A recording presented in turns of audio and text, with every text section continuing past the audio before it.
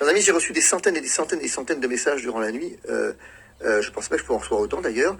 Je lis votre inquiétude, j'entends votre inquiétude. Mais, mes amis, je me permets de vous rappeler que nous écrivons les livres d'histoire. Certainement dans la douleur, je l'entends. Mais est-ce que c'est pas le lot quotidien et le lot commun de la liberté que d'écrire dans la douleur?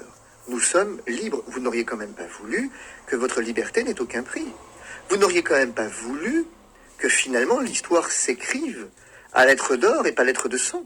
Mais c'est toujours comme ça que la liberté s'écrit. Elle s'écrit avec le sang de l'homme. La liberté s'écrit toujours avec la douleur de l'homme. Reprenez les livres d'histoire, ne soyez pas incultes, ne soyez pas comme le gouvernement. Toujours la liberté contre la tyrannie s'est écrite dans la douleur qui est la mienne, la douleur qui est la vôtre.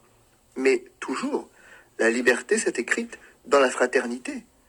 Et toujours la liberté s'est écrite dans l'égalité. Je crois même que c'est écrit au fronton de nos palais de République. La liberté, l'égalité et la fraternité. Et bien aujourd'hui, c'est nous qui l'incarnons. Alors ça a un prix, ça a un coût. Ça a un coût humain lourd pour chacun d'entre vous. Mais tenez bon, parce que je vous le garantis, la victoire est en marche. Je vous garantis que ce gouvernement, ce monde, vit ses dernières heures, au sens métaphysique d'ailleurs, comme au sens politique.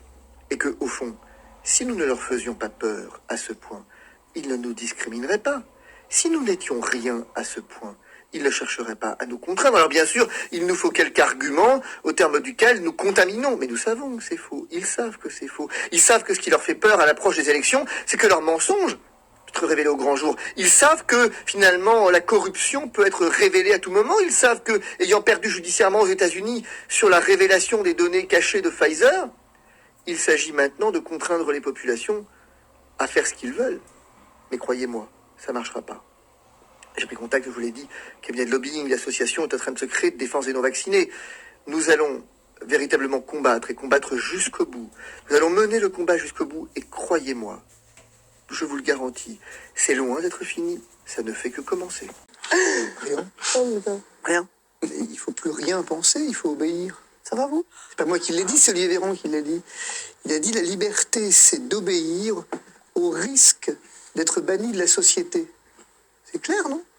La liberté, c'est d'obéir aux lois au risque d'être banni de la société. Bah, ça s'appelle une dictature. Ah, ça y est, vous êtes... Je suis désolé.